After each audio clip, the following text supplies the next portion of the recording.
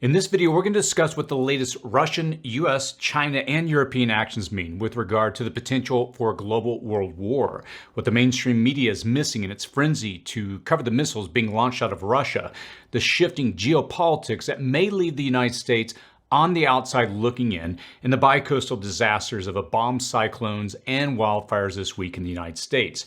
We're also going to announce the winner of last video's giveaway, and we're going to provide you with the opportunity to win this week's prize. Also, stick around until the end, and I'll share some of the updates that I'm personally working on to prepare for the disasters looming in our future. So let's go ahead and jump in.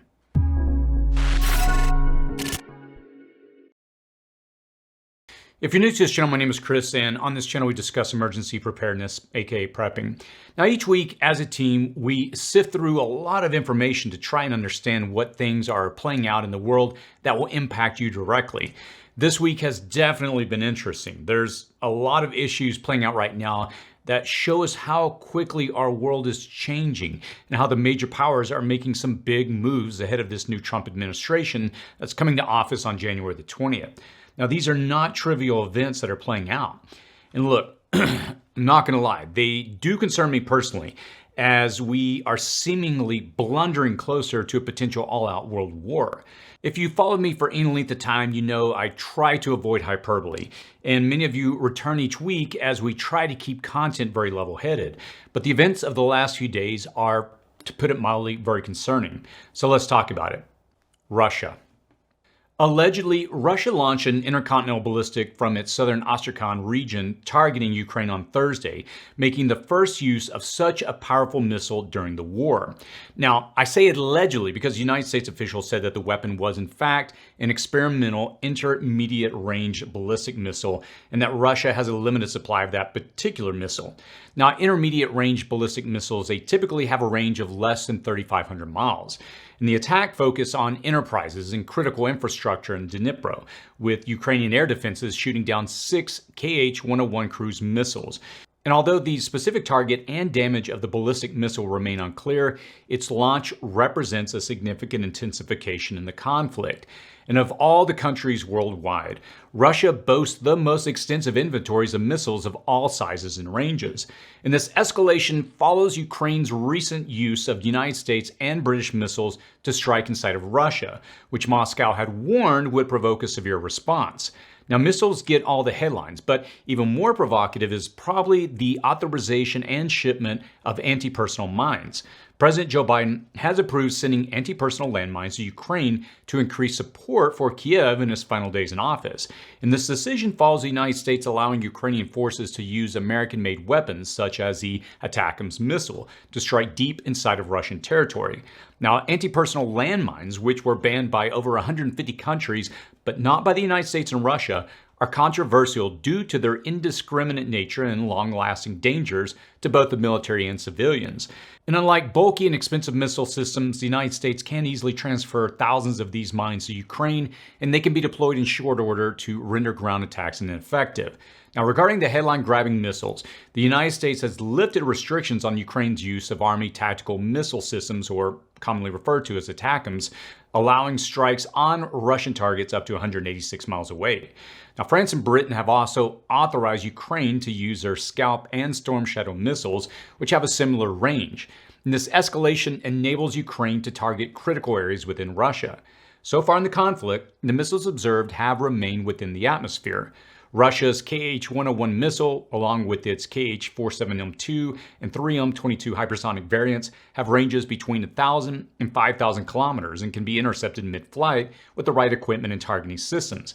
Now, in contrast, Russian intercontinental ballistic missiles, or ICBMs, have ranges exceeding 3,400 miles, with some capable of reaching up to 11,000 miles. ICBMs are launched from a platform, and they travel through space along a ballistic trajectory where they cannot be intercepted before re-entering the Earth's atmosphere to deliver the warheads with precision. And designed primarily to carry nuclear payloads, ICBMs are strategic weapons, while Russians' terrestrial-based missiles are sufficient for conventional attacks. Now, both ICBMs and intermediate-range ballistic missiles, or IRBMs, which this particular launch was more likely to have been, they follow high arcing trajectories and are mostly underpowered after their boost phase. But while ICBMs leave the atmosphere during their flight, IRBMs often remain within or near it, depending on their range and trajectory. Now, Russia's use of an ICBM or IRBM is intended to, as you can guess, make a statement. And it's like using a bulldozer to plant a single flower. Now, take this with Putin's revisions of Russia's nuclear doctrine that lower the official threshold for the use of a nuclear weapon, and it's clear to see Putin and the Kremlin are trying to send a message. But in reality, Putin and the Kremlin don't need to broadly telegraph their threats by revising documents. Russia is not one to keep its treaties. They frequently just ignore them when they want to, and they don't need to make a big public show of revising them for the world to see. In the case of the military pact between Russia and North Korea, Russia needed to ratify that to the world to appease North Korea and also then access their soldiers. So, should we be concerned about these missile escalations? Are we heading into a larger war? I think the answer to that is how you define we. The current administration and the incoming one, they both have vastly different views on the future of the conflict in Ukraine. Biden, who is a staunch supporter of NATO, has pledged ongoing support for Kiev with the intention of eventually expelling Russia from Ukrainian territory.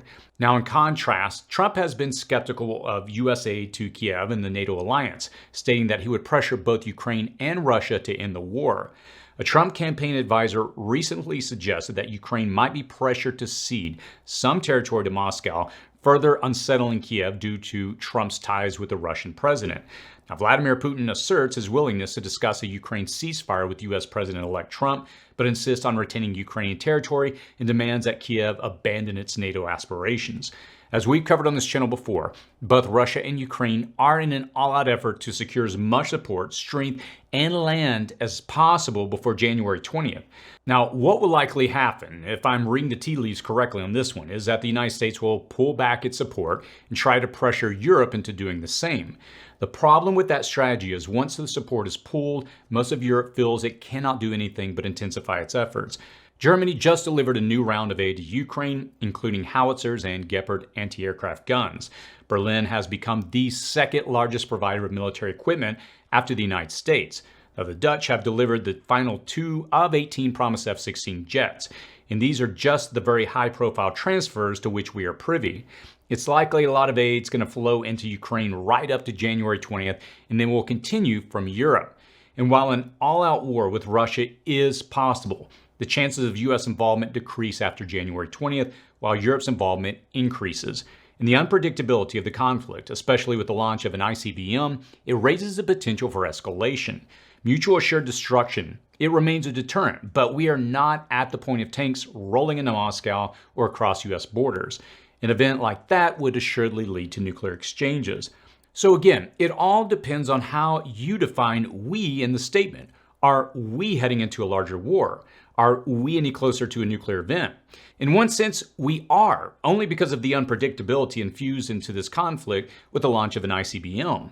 Every ICBM launch has the potential to raise the DEFCON level.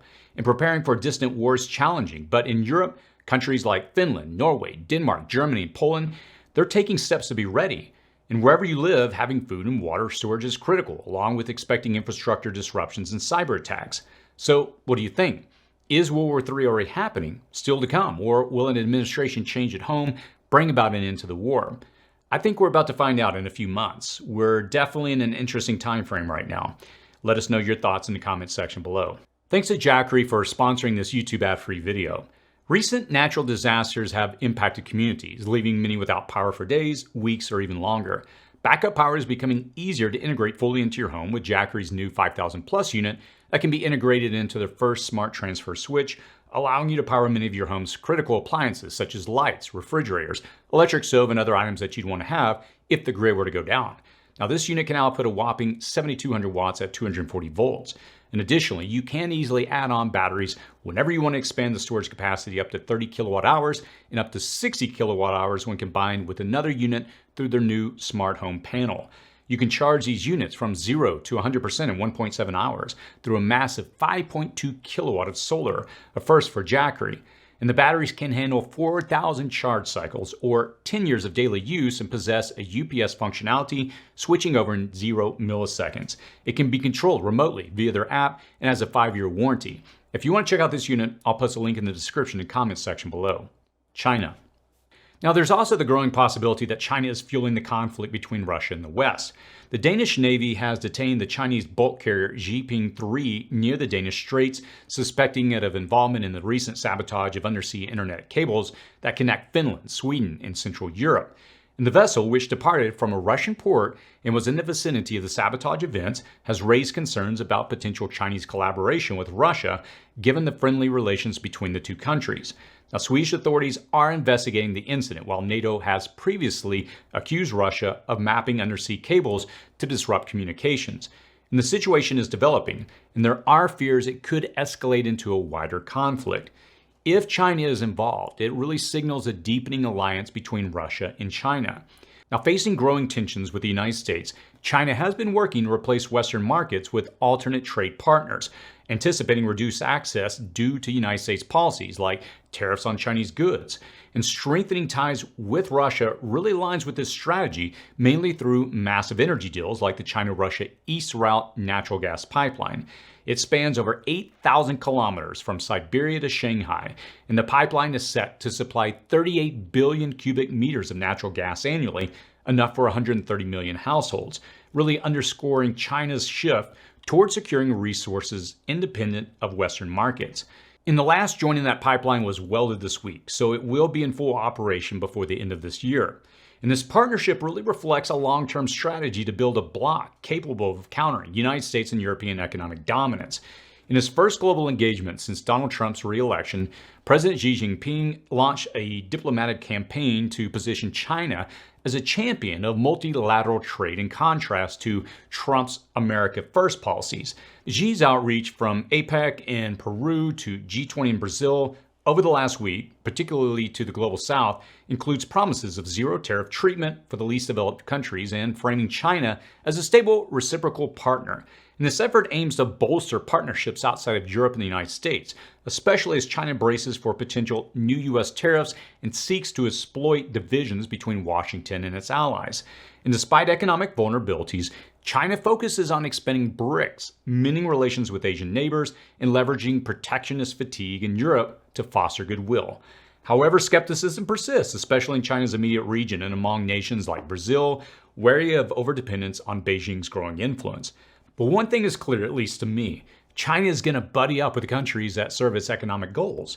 Whether that's a Europe without the United States, the Global South, or Russia, we are clearly seeing a shift in geopolitics and economies that may push the United States' global power, policies, and influence to the side in favor of economic growth and trade. And at least for now, China is urging calm in response to Russia's firing of longer-range missiles. So what do you think? Does China have a hand in this most recent sabotage, which brings the Nordic countries closer to war with Russia? Are they playing all sides of this conflict for their benefit? Let us know your thoughts in the comments section below. Giveaway. This week's winner is going to receive a WWIII 9-inch outdoor fire pit with a heat-powered generator. I have to admit, this thing looks pretty cool. All you have to do to participate in the giveaway is just simply comment on this video, give it a thumbs up, and complete the giveaway form that we'll link in the description section below. This information is only going to be accessible to the city prepping team.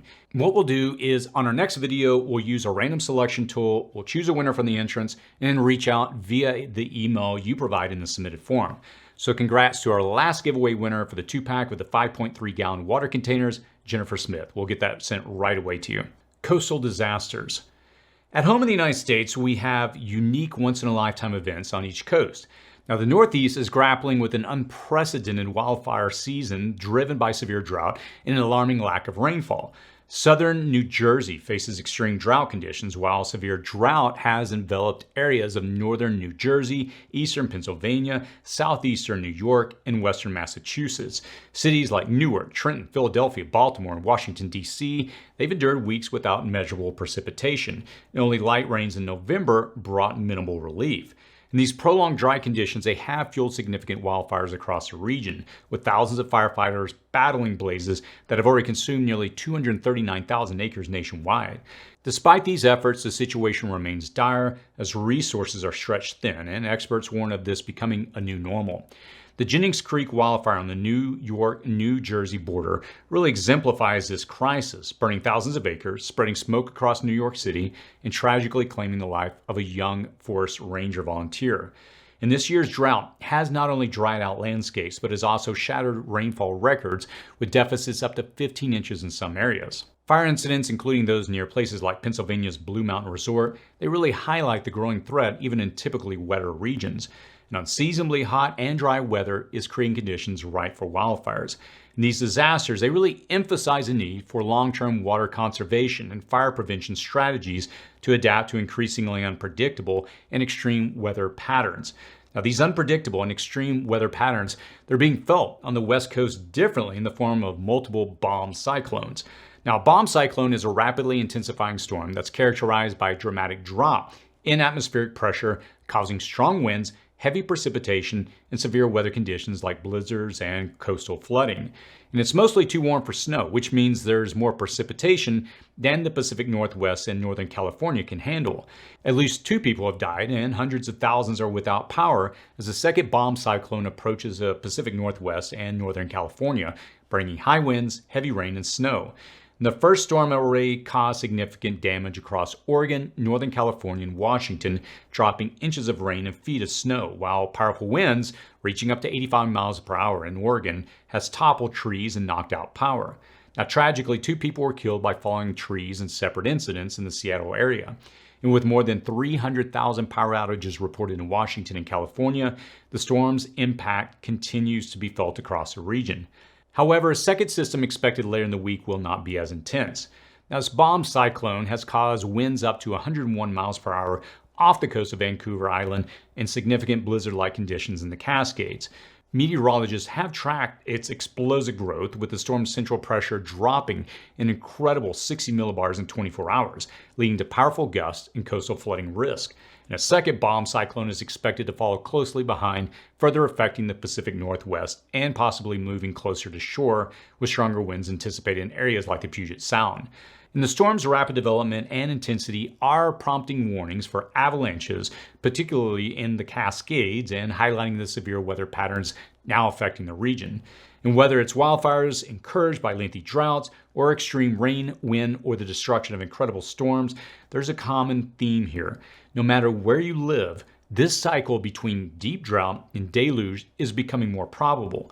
When wildfires spring up in between and consume the plants that would typically slow the water flow, the floods are made far worse. And these extreme weather events, they happen with greater frequency in more and more places.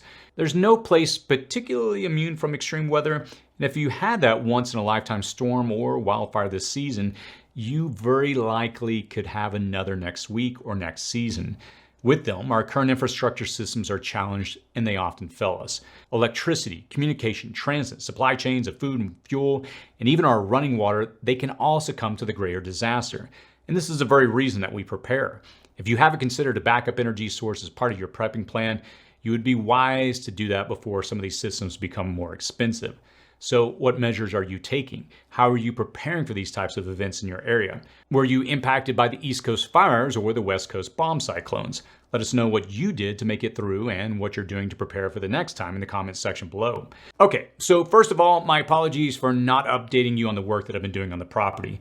To be honest, I've been slammed lately. I've been dealing with a lot of contractors, just a lot of deferred maintenance on the property when I bought it a few months ago. And so I'm really just having to fix things to get it caught up to speed before I can begin some of the bigger projects that we want to do here on the channel. I can tell you that there's quite a lot that's happening behind the scenes. I have updated you in the past about the work that I've done on the front yard, which we're about to start developing to build out an environment to teach with. So we began kind of going back very quickly and summarizing. We did some grading where we had a hill that's next to the house that was essentially dumping water onto the foundation of the house. And so we brought in a professional grader. He graded the hill. He cut a kind of like a valley, so to speak, a little river area in the backyard so that water coming off the hill could run through that. And then he went through and he graded the front yard professionally, really compacting it down. And I'll talk about that in a moment. It kind of creates some secondary issues where I'm trying to dig down with the tractor, but I can't because he did such a great job grading it that now I can't really dig in. So I'll have to figure out workarounds for that. But that was one of the first things that we did because we had some issues with the foundation, so we had to mitigate that by doing grading. The next thing that we did was we had to move our propane tank. In the front yard, we're going to take and develop that over the next few months. And what we need to do is just get a clean slate. And so we had to move that propane tank out of the front yard. So we had to come in, had someone come in and trench it. And then we had the propane company come behind and put a new line. They moved the tank over to our fence line. So the other big thing, and again, I've talked about this kind of off and on over the last few months, is I've been working on security. As I've shared before, the house was broken into when I first bought it because it was sitting vacant for a while. Someone came and they looked inside of our barn and determined after my father-in-law, we had put some windows in the barn on the inside of the window. So they looked in, they saw it, so they went over to the other house that hadn't been reinforced and they went into that house. But since then, we've added a lot of security features in both of the houses.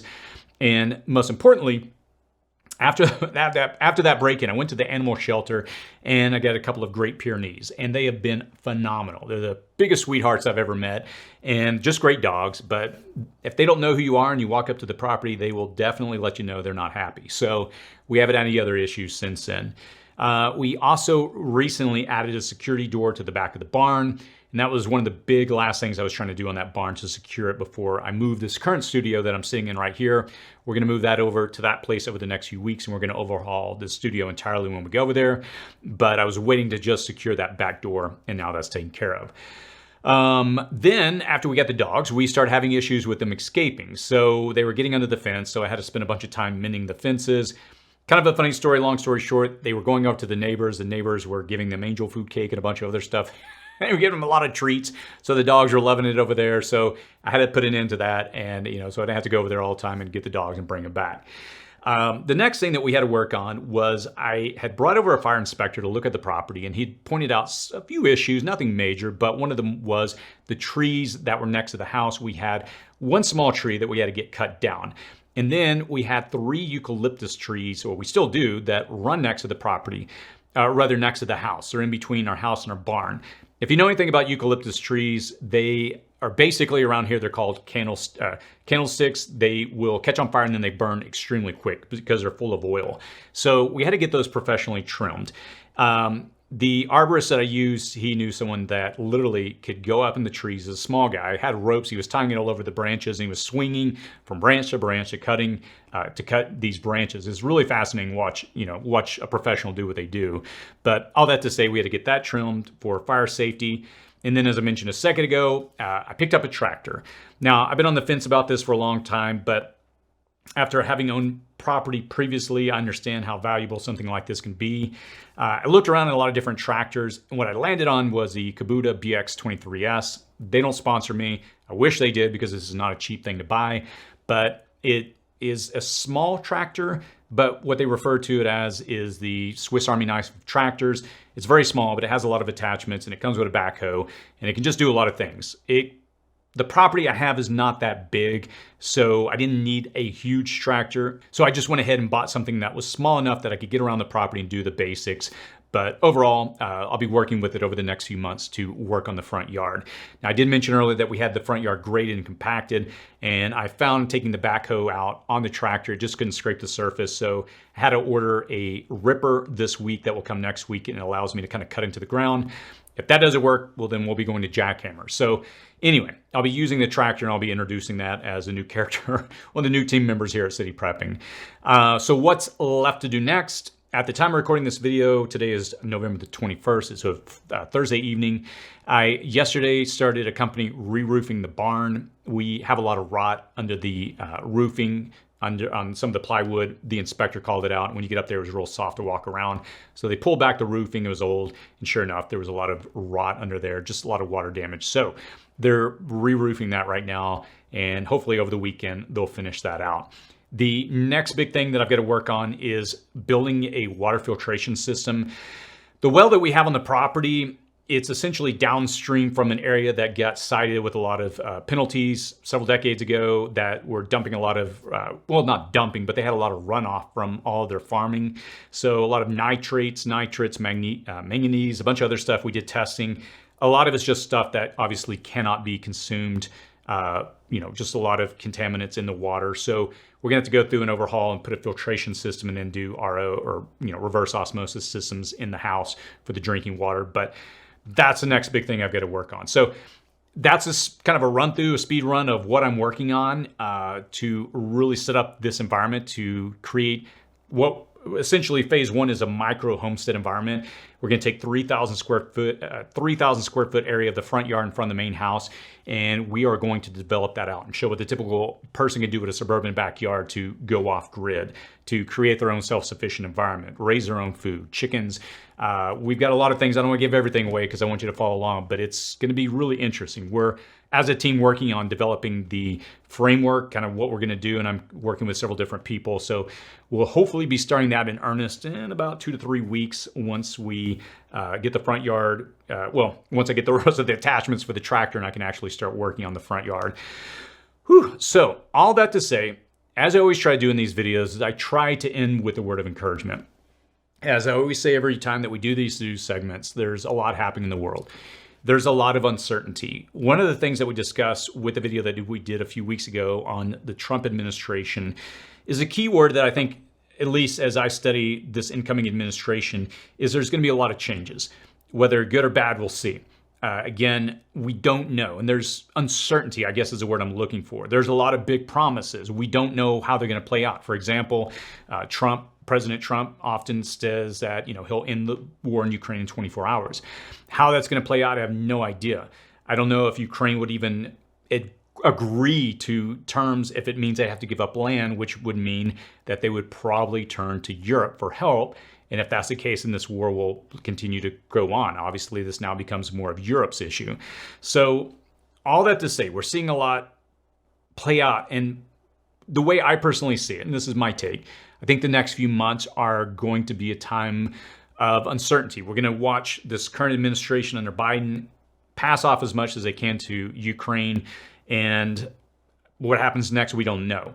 So my advice and what I'm doing personally is I'm trying to position myself as much as I can prior to this next administration coming in. I was speaking recently with, if you follow the YouTube channel Practice Prepper, we spoke, and I remember one of the things that he brought up to me was at the beginning of COVID, he could already see what was coming. So he began to buy all the big ticket items that he needed because he knew what the impact would be on the supply chain. I don't know if we're going to see such a big event like that heading into this next administration. But between some of the things that President Trump is touting, for example, high tariffs on imported products, again, I don't know how that's going to play out, but I am personally getting the items that I need for the property now instead of waiting for the potential for those items to go up in price if the tariffs are enacted. So all that to say is my encouragement to you, the community, is, keep a level head these next few months. Do what you need to do to prepare, because I am personally taking things up a notch. I am frantically trying to get this property ready, trying to do the foundational work to get all the things fixed that the previous owners had, just not taken care of. There was a lot of issues, and we're having to go through and patch them up before we can really start running with the property. But as you saw in this video, I am picking up sponsors, or I've had sponsors this year. And what I'm doing is I'm taking and reinvesting into what we're doing here at City Prepping so that we have a foundation next year to launch into a whole new set of content. I'm encouraged because this is something I've worked on for over 9 years, and the pieces are beginning to fall into place. And I'm excited because, as I've shared before on the channel, my goal right now is what I'm calling our 2030 initiative, is to train 10,000 people by the year 2030. We're rolling out our membership area, or we already have, and we're creating courses to help prepare people. And all that to say, I'm encouraged that, as I always say, we have time, because I know the question always comes up, well, is something going to happen tomorrow, or is this going to happen? I don't know, but all I know is I have the time now, and my encouragement to you is take advantage of it. I don't know, like you, what the next few months are going to bring. And I'm not saying that just because we have a new administration. I think we've kind of been in this phase for the last 2.5 years of a lot of uncertainty. But pulling back, even seeing the ICBM launch this morning on Thursday morning, that to me is a sign that things are ratcheting up. Where they go, I don't know. But prepare. That's my encouragement to you. Take advantage of the time that you have. Now, we're doing all this as preppers because these solutions that we're finding, these things that we're developing, the inventory, the skills, these give us solutions to plug into these problems, whether it's the bomb cyclone up in the Northwest or the wildfires that are affecting millions of people in the Northeast. And what I want to do is encourage you to watch a couple of videos I'll post up here on the side screen. The first is my whole home backup solar generator review that I went and compared all the big units on the market. And even if a unit of that size is unrealistic for you, I spent a lot of time at the beginning of the video, about 20 minutes, to really explain everything you need to know to help you power your house should the grid go down. And I would encourage you, if nothing more than an educational video, it's not a sales video, but it really helps you understand the basics of these backup units that renewable energy options that are on the market. Now, the second video I would encourage you to watch is how to build a bug out bag. And while leaving home during or after disaster is never preferred, it may be our only means of survival given these types of events that we're playing out or seeing playing out in the world. Sometimes evacuation is our best option. And these videos are really going to help prepare you and your family for that possibility. And we don't know what disasters may strike next, but we don't need to be powerless when they do. And that's why we do what we do as preppers. As always, stay safe out there.